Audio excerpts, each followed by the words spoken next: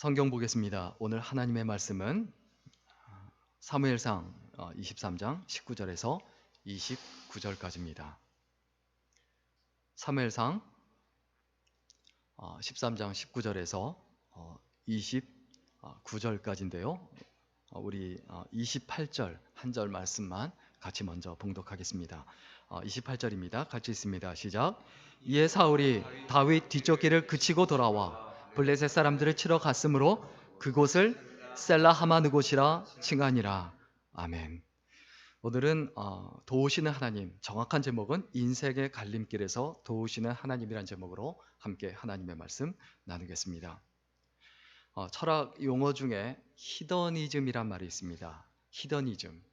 이 히더니즘이란 말이 무슨 뜻이냐면 인생의 최고의 목표를 쾌락과 그리고 행복에 두고 살아가는 그 생각과 마인드를 가리킵니다. 이 사람들은 모든 가치 기준을 쾌락과 행복에 두고 살아가요. 그래서 모든 결정을 할 때 내가 재미있느냐, 즐겁냐, 행복하냐 여기에 두고 결정을 합니다. 오늘날 많은 사람들이요, 미래가 없으니까 모든 것을 결정할 때 어디에다 가치 기준을 둡니까? 그냥 재미있는 거, 즐거운 거. 그러나 재미와 즐거움과 행복에 따라서 모든 것을 결정하고 그것을 가치 기준으로 삼기에는 너무너무 우리 인생이 아깝고 소중합니다. 우리 인생은 정말 소중해요. 왜 그렇습니까? 재미와 행복, 즐거움 정도로 날려버리기엔 너무 아까워요. 왜 그러냐? 인생은 단 한 번뿐이에요. 무슨 얘기입니까? 다시 돌아오지 않아요. 시작이 있고 끝이 있고 다시 돌아오지 않아요. 돌이킬 수 없어요. 지나가면 시간은 끝이에요. 그리고 우리의 인생은 절대로 길지 않습니다. 많은 분들이 그렇죠. 인생이 긴 것 같았는데 돌이켜보니까 그냥 숨 한 번 쉬니까 이 나이가 되었다라고 말을 하죠. 그리고 우리가 정말 기억해야 합니다. 우리의 인생은 왜 소중합니까? 하나님께서 주신 것이기 때문에 그래요. 내가 아무 공로 없이 가치 없이 대가 없이 생명을 얻었어요. 삶을 얻었어요. 이 땅에 존재하게 됐어요. 그 존재의 은혜를 입었어요. 하나님께서 우리에게 이 생명을 주셨는데, 이 삶을 주셨는데 이 삶을 그냥 헛되이 그냥 낭비하고 보내지 않았으면 좋겠습니다. 우리의 욕망은 절대 만족이 없습니다. 재미있는 거 찾아서 하다 보면 재미있는 게 조금 지나면 재미없어져요. 그러면 더 재미있는 걸 찾아요. 더 자극적인 걸 찾아요. 그래서 뭐가 됩니까? 변태가 되는 거예요. 범죄자가 되는 거예요. 정상적인 방법으로는 만족할 수 없고 행복할 수 없고 그 쾌락을 누릴 수 없고 느낄 수 없기 때문에 자신의 인생을 망가뜨리고 남의 인생까지 망가뜨리는 길을 선택하게 되는 것이 인간의 욕망이에요. 우리는 인생을 좀 진지하게 살아야 합니다. 그래서 우리의 삶이 아름다워야 합니다.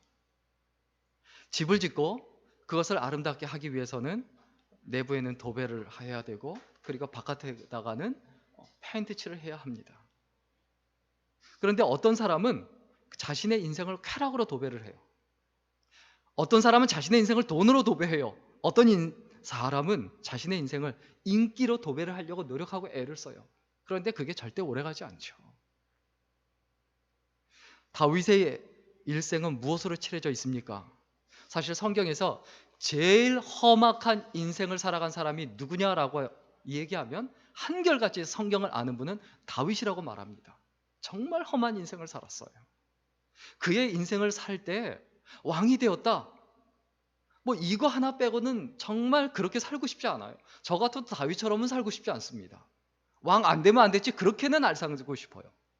그런데 다윗이 험악한 인생을 살았다라는 것은 바꿔서 얘기하면 뭘 의미할까요? 뭘 의미할까요? 일생 동안 하나님의 도우심 가운데 살았다는 것을 의미합니다. 그가 잘할 수 있도록 도우셨어요. 그가 어떻게 합니까? 골리앗을 쓰러뜨리지 않습니까? 또 그가 죄악에 빠졌을 때 또 도우셨어요. 나단 선지자를 보내서 당신이 바로 그 사람이라, 당신이 바로 그렇게 범죄한 사람이라라고 지적을 받고 그 죄악에 빠졌을 때 회개하고 돌이킬 수 있도록 하나님이 도와주셨어요. 또 오늘 본문에 보면 위기에 빠졌을 때, 어려움에 빠졌을 때 하나님이 도와주셨어요. 그래서 다윗의 일생은 잘할 때든 못할 때든, 죄를 지었을 때든 정직하게 살 때든 어떤 상황 가운데서든 하나님의 도우심 가운데 살았다. 하나님은 어떤 분이라고요? 나의 인생에서 나를 도우시는 하나님. 정말 나의 인생이 되게 하고 내 삶이 내 삶이 되게 하는 그 하나님을 우리가 반드시 믿어야 합니다. 오늘 성경 본문에도 사울 왕에게 쫓겨다니고 있습니다. 사울이 다윗을 죽이려고 창을 던지자 그때 거기서 혼신의 힘을 다해서 도망가서 노브로 갑니다. 그런데 거기에서 잊지 못하게 되니까 그냥 칼과 병기만 들고 가드왕 아기스에게로 도망갑니다.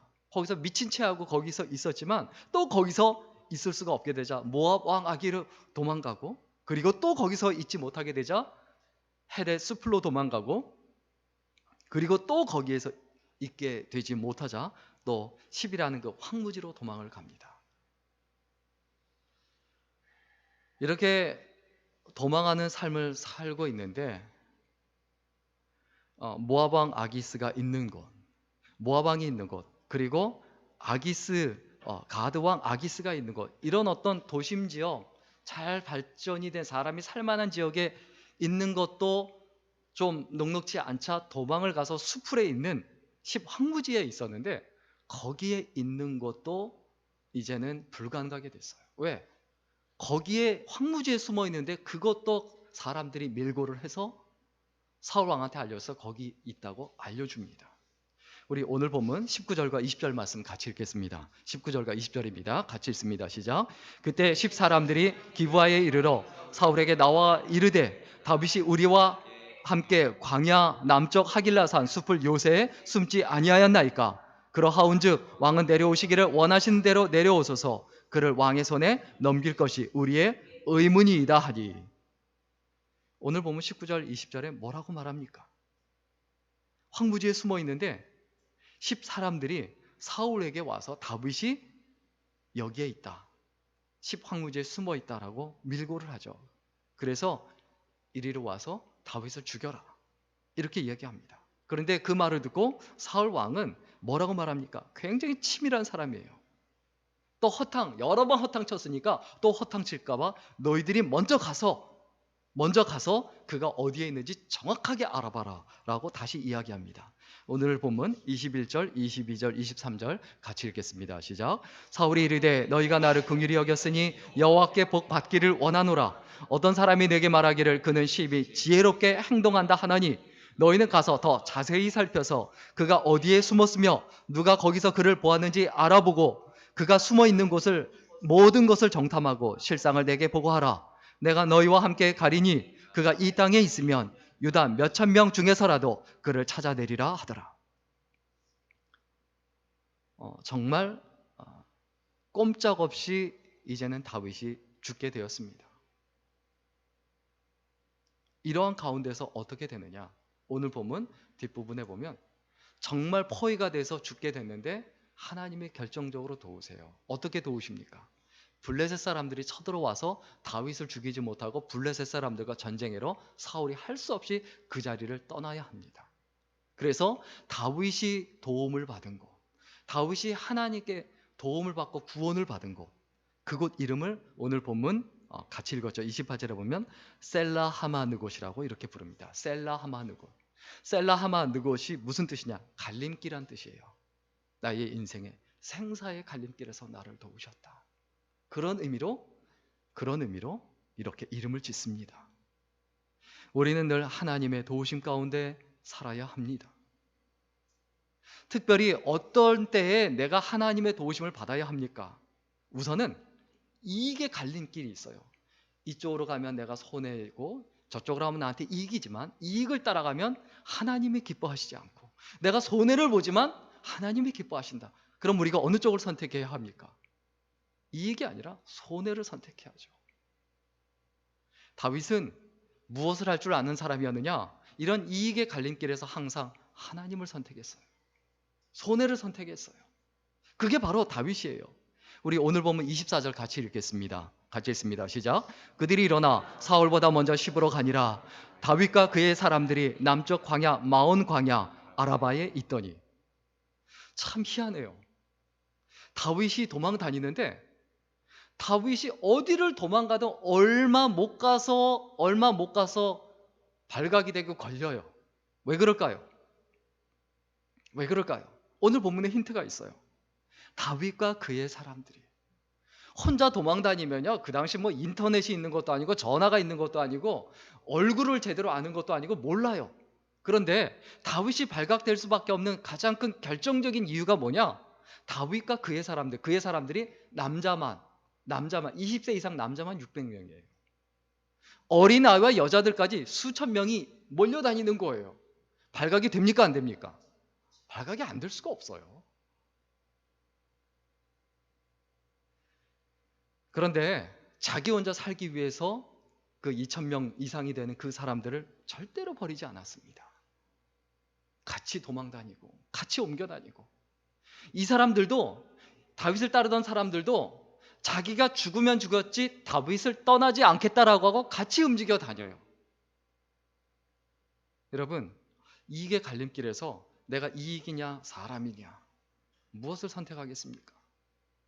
하나님의 사람은 이익이 아니라 사람을 선택해야 돼요. 사람은 자꾸 마음이 좁아져요. 사람은 자꾸 마음이 옹색해져요. 참 마음이 참 좁아져요. 저도 좀 이렇게 대접을 하다가 좀 이렇게 귀찮고 번거롭고 그러면 좀 좋은 식당에서 이렇게 대접을 못하고 안 좋은 식당에서 대접을 할 때가 있어요. 그렇게 하고 나면 후회돼요. 몇천 원 얼마나 차이 난다고, 뭐 1, 2만 원 차이 난다고 그것 때문에 옹졸하게 기왕 대접하는 거 잘 대접하지, 그거 마음이 옹졸해져서 그것 때문에 대접을 잘 못하는 경우가 있고, 그때마다 나중에 반드시 꼭 후회를 해요. 다윗은 어떤 사람입니까? 세상적으로 보면 정말 미련한 사람이에요. 계산을 못하는 사람이에요. 골리앗하고 싸울 때 보면 알아보잖아요. 형들은 다 집에 있는데 자기 혼자 가서 양떼를 치고 있는 거 보면 알잖아요. 계산을 안 하는 사람이에요. 성경에 보면 이 계산 잘하는 사람이 잘 된 적이 없어요. 게하시를 보세요. 온 명에 문둥병이 나고 자기 집안이 망하죠. 아간을 보세요. 온 집안이 망하잖아요. 가룟 유다 보세요. 얼마나 비참합니까? 사람을 계산적으로 대하면 안 됩니다. 예수 믿는 사람은. 손해 보냐 이익이냐 이거 가지고 사람을 대한다. 신앙인의 기본이 안 돼 있는 거예요. 하나님의 관점으로, 하나님의 마음으로 사람을 대해야 되는데 주님의 마음을 본받게 하소서라고 기도하면서 사람을 계산적으로 대한다. 사람을 외모로 취한다. 이거 자체가 죄악입니다. 신앙인이 언제 퇴락의 길로 접어듭니까? 언제 무너지고 언제 하락세로 접어듭니까? 눈앞에 이게 눈이 어두울 때예요. 예배하는 시간이 아깝고 기도하는 시간이 아깝고 하나님께 부르짖는 시간이 아깝고 하나님께 드리는 것들이 아까울 때, 그때 어떤 일이 일어납니까? 하나님으로부터 멀어지는 거예요. 이제 좀 하나님 앞에서 우직하게 그리고 미련하게 사는 법을 배워야 합니다. 그게 하나님께 똑똑하게 사는 거예요. 세상적으로는 미련하게 보이지만 하나님 앞에는 그게 진짜 똑똑한 거예요. 우리가 한 번밖에 없는 인생을 어떻게 살아가야 합니까? 다윗은 사울 왕에게 쫓겨 다닐 때 많은 사람들이 조언을 했을 겁니다. 600명의 불안자 버리고 도망가라. 당신 혼자 도망가라. 그러다 죽는다. 그러나 그는 절대 그러지 않았죠. 하나님을 절대 버리지 않았죠. 욥도 일생을 그랬습니다. 하나님을 섬기며 살았지만 모든 것을 잃었어도 절대로 하나님을 버리지 않았죠. 몇 명의 랍비들이 아주 도둑질과 사람에게 뺏는 그 강도질을 일삼는 사람들과 마주치게 됐어요. 그래서 자기 손에 있는, 자기들이 갖고 있는 걸 그 악당들한테 다 뺏겼어요. 그때 그 랍비가 그냥 흥분을 해서 그 악당들이 간 다음에 뭐라고 말하냐면 우리 기도합시다. 저 아주 나쁜 저 인간들 다 없어지게 사라지게 해달라고 기도합시다 라고 했더니 다른 랍비가 뭐라고 말하기를 하나님의 사람이라면 그렇게 기도하면 안 됩니다. 저 사람들도 하나님이 지으신 형상이고 저 사람들도 변화돼서 우리들과 같이 하나님을 믿는 사람이 되도록 해달라고 기도해야 되지요. 우리에게 참 지혜가 뭡니까? 우리가 만나는 많은 어려운 사람들이 있습니다. 어떤 어려운 사람들? 나를 어렵게 만드는 사람들. 그 사람들을 만날 때 우리가 어떤 마음을 대해야 합니까? 하나님, 은혜를 베풀어 주셔서 저 사람들도 하나님께서 지으신 만물의 영장이 아닙니까? 하나님의 형상이 아닙니까? 돌이키게 하시고 회복하게 하소서. 영국을 여행하던 한 여행객이 그 해안 지방을 이렇게 걸어가고 있는데 갈매기들이 그냥 떼죽음을 당해 있는 거예요. 근데 보니까 죽을 이유가 없어요. 바닷물도 깨끗하고 너무 좋고 날씨도 너무 좋은 거예요.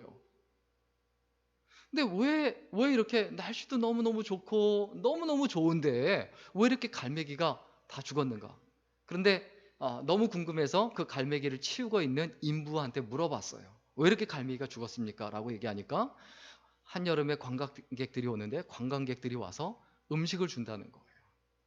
맛있는 거, 단 거 이런 거 주는데 갈매기들이 그런 거에 길들여져서 쉽게 먹는 거 그리고 맛있는 거 달콤한 거에 길들여져서 직접 그 바닷속에 물고기가 먹을 것이 너무너무 풍부한데 그것을 잡아먹지 않고 굶어 죽는다는 거예요. 우리들의 인생도 마찬가지예요. 내가 달콤한 것 그리고 짜릿한 것 행복, 즐거움, 쾌락 이런 거에 길들여지면요. 그 다음에 어떻게 됩니까? 하나님께서 이 세상에 정말 아름답고 소중한 풍부한 곡식과 자원이 있음에도 불구하고 굶어 죽는 거예요. 아무 일도 못하고. 우리도 이 세상에 살면서 달콤한 것을 찾아다닙니다. 그 달콤한 것에 길들여지면 어떤 특징이 나타납니까? 하나님 말씀이 싫어져요. 예배가 싫어져요. 신령한 것에 대한 미각을 상실하면 결국 비참한 상태에 이르게 되고 영적으로 굶어 죽습니다. 영적으로 내가 피폐해지면 그 다음에 정신적으로 피폐해지고 정신적으로 피폐해지면 그 우울함에 걸리고 자존감을 회복을 못하고 일어나지 못하고 결국 무릎 꿇고 패배하고 처절하고 비참한 인생을 살다가 인생 끝나는 거예요. 달콤한 것들이 다가와도 믿음의 사람의 자존심을 지키고 고개를 돌릴 수 있어야 합니다. 그래야 강하고 능력 있는 크리스천이 될 수 있다는 것을 잊어버리지 말아야 합니다. 우리 눈앞에 이익에 매달리지 말아야 합니다. 그 이익과 손해라는 갈림길이 있어요. 그 갈림길에서 내가 어떤 것을 선택하실 것이냐? 하나님이냐, 돈이냐, 예배냐, 재미와 즐거움이냐, 사람이냐, 하나님이냐? 내가 반드시 결정해야 합니다. 담대하게 어느 가운데 있든지 하나님의 도우심을 입어 믿음의 결정을 하는 귀한 생이 되어야 합니다. 그 다음에 또한 우리가 어떤 가운데 있을 때 하나님의 도우심을 입어야 합니까? 다윗처럼 우리 오늘 본문 25절 26절에 있는 말씀대로 감정의 갈림길에서 두려움과 안심 사이에 그 갈림길에 있을 때 그때 하나님의 도우심을 입어야 합니다. 우리 25절 26절 같이 읽겠습니다. 같이 읽습니다. 시작. 사울과 그의 사람들이 찾으러 온 것을 어떤 사람이 다윗에게 아뢰매 이에 다윗이 바위로 내려가 마온 황무지에 있더니 사울이 듣고 마온 황무지로 다윗을 따라가서는 사울이 산 이쪽으로 가매 다윗과 그의 사람들은 산 저쪽으로 가며 다윗이 사울을 두려워하여 급히 피하려 하였으니 이는 사울과 그의 사람들이 다윗과 그의 사람들을 애워싸고 잡으려 함이었더라. 다윗이요 사울에게 쫓겨다니면서요 특히 가까이 와서 수많은 군대들이 이끌고 가까이 와서 자기를 죽이려고 하고 자기가 사랑하는 사람들을 죽이려고 할 때 어떤 감정이 앞서겠습니까? 두려움이에요. 그때 하나님의 도우심을 입어야 돼요. 하나님 내가 두렵습니다. 내가 하나님을 두려워하게 하시고 사람을 두려워하지 말게 하시고, 그리고 내가 가지고 있는 것을 잃어버리는 것을 두려워하지 말게 하시고 하나님을 잃어버리는 것을 두려워하게 하소서. 우리의 기도가 돼야 돼요. 다윗은 두려움이라는 감정 때문에 의리를 버리지 않았고 두려움이라는 감정 때문에 신앙을 버리지 않았습니다. 우리는 두려움과 그리고 담대함이라는 그 갈림길에 있어요. 두려워요. 그럼 뭘 선택해야 됩니까? 두려우니까 담대해야 되는 거예요. 두려우면 담대하면 되는 거예요. 그게 믿음의 사람이에요. 근데 자꾸 두려움을 피하려고만 해요. 두려움은 피한다고 되는 게 아니에요. 두려움 가운데 내가 정신 똑바로 차리고 하나님을 바라보고 담대해야 합니다. 우리가 일상생활을 할 때 느끼는 그 감정이 있습니다. 이건 절대 무시할 수 없어요. 내 인생의 주축이고 내 삶과 내 인생을 이끌어가는 것이 감정이라고 봐도 과언이 아니에요. 그런데 내가 상처를 받을 수 있어요. 특히 사람에게 상처를 받으면 가장 먼저 생기는 감정은 불안함이에요. 아, 내가 또 저 사람하고 끊어지는 것인가? 그럼 내가 혼자 어떻게 해야 되지? 불안이에요. 그 다음에 생기는 감정이 분노예요. 야, 나한테 이럴 수 있어? 내가 어떻게 잘해줬는데. 그리고 자연스럽게 따라오는 감정이 또 뭐냐 하면 회의 감정이에요. 아, 내가 잘못 살았나 보다. 내가 내 인생 실패한 것 같다. 그리고 나서 자기 스스로 추스르기 위해서 선택하는 게 뭐냐면 교만이에요. 저런 인간들은 가만히 놔두면 안 돼. 내가 가만히 두나 봐라. 이 교만이에요. 이게 인간의 자연스러운 감정이에요. 이런 감정의 흐름이 있는데 이 감정의 흐름에 우리의 인생을 던지지 말자라는 거예요. 그것은 우리의 선택이에요. 두려워하지 말고 놀라지 말고 겁내지 말고 담대하게 하나님을 붙잡고 하나님께 의지하고, 내가 해결할 수 없는 문제가 있다면, 그리고 내가 해결할 수 없는 사람이 있다면, 내가 해결할 수 없는 환경이 있다면 하나님께 기도하고 매달리고 담대해야 합니다. 예수를 믿는다고 하면서도 여전히 나의 싫고 좋음에, 또 나의 분노나 그리고 나의 절망감, 패배감, 이런 것에 우리의 인생을 맡기는 경우가 너무 많습니다. 우리가 감정의 갈림길에 있을 때 하나님의 도우심을 받아야 합니다. 그것이 다윗이 승리한 비결이고 하나님께 은혜를 입은 비결입니다. 그리고 마지막으로 우리가 또 어떤 갈림길에 있을 때 우리가 하나님의 도우심을 받아야 합니까? 오늘 성경 본문 27절 28절에 있는 말씀대로 생사의 갈림길이에요. 우리 오늘 본문 27절 28절 같이 읽겠습니다. 시작. 전령이 사울에게 와서 이르되 급히 오소서, 블레셋 사람들이 땅을 침노하나이다. 이에 다윗이 다윗 쫓기를 그치고 돌아와 블레셋 사람들을 치러 갔으므로 그곳을 셀라하마 느곳이라 칭하니라. 여기에 있는 말씀대로 블레셋 사람들이 땅을 침노하나이다. 정말 하나님 은혜죠.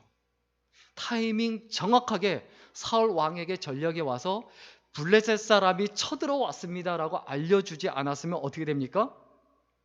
다윗은 죽었어요. 그래서 하나님께서 가장 적절한 때 다윗을 도와주셔서 사울이 전쟁을 하러 그곳으로 나아갑니다. 수년 전에 간암에 걸려서 죽음을 앞둔 나이든 신랑과 마지막 어떤 결혼식을 하는 작별 결혼식이 있었습니다. 신부는 42살의 삼성의료원 직원식당에서 일하는 이호견이라는 분이고요. 그리고 시한부 인생을 살고 있는 52세의 한용진이라는 분입니다. 이분은 신미운수 버스 운전기사입니다. 이분이 신문 기사에 보면 작별 결혼식을 하는데 온통 다 눈물바다가 돼요. 다 울어요. 왜 우냐 하면 신랑 한용진 씨가 첫 번째 결혼에 실패하고 막 방탕하게 살다가 버스 회사 앞에서 다방을 운영하던 이 이호견 씨를 만납니다. 나이 차이가 좀 많이 나죠. 한 10살 정도 나지만 두 분이 굉장히 좋아서 사랑하게 되고, 거기서 두 분 다 마음을 돌이켜서 아름다운 가정을 꾸며야 되겠다 결심하고 작정을 해요. 그래서 다방을 정리하고 청소며 이런 거 전전하다가 삼성의료원 식당에서 일을 하고, 남편도 맨날 술로 세월을 보내고 도박으로 세월을 보내다가 운전기사로 열심히 성실하게 살아갑니다. 그런데 12년 만에 서로 이제 가정 형편이 좀 풀리면 이제 결혼식을 하자라고 이렇게 약속을 하고 12년 동안 동거를 하다가 이게 마침 남편이 몸이 안 좋아서 병원에 가보니까 간암 말기인 거예요. 얼마 못 산다고. 그래서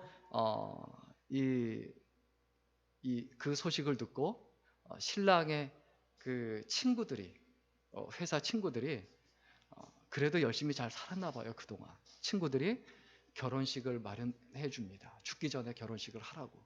그래서 동대문 그 구민회관에 거기에서 결혼식을 하고, 그리고 수많은 사람들이 거기서 모여서 결혼식을 하는데 진통제를 맞고 거기서 억지로 결혼식을 합니다.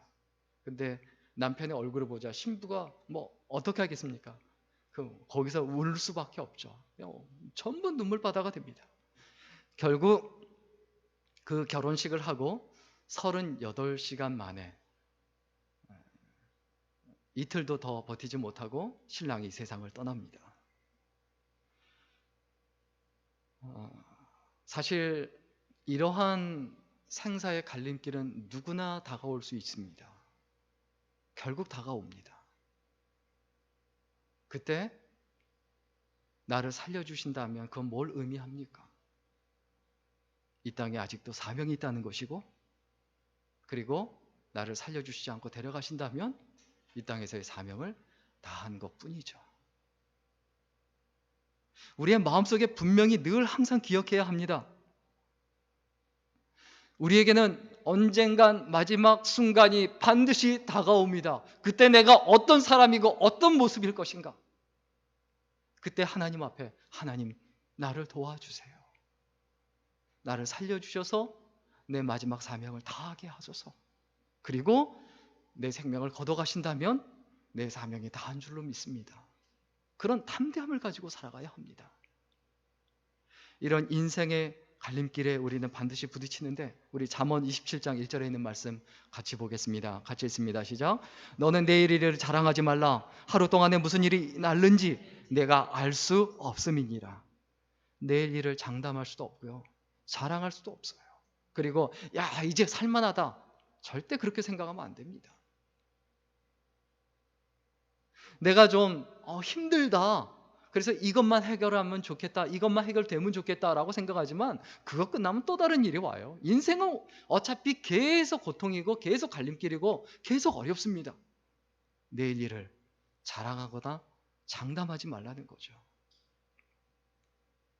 인생의 갈림길에서 하나님의 도우심을 받자 다윗에게 어떤 일이 일어납니까? 우리 오늘 본문 29절입니다.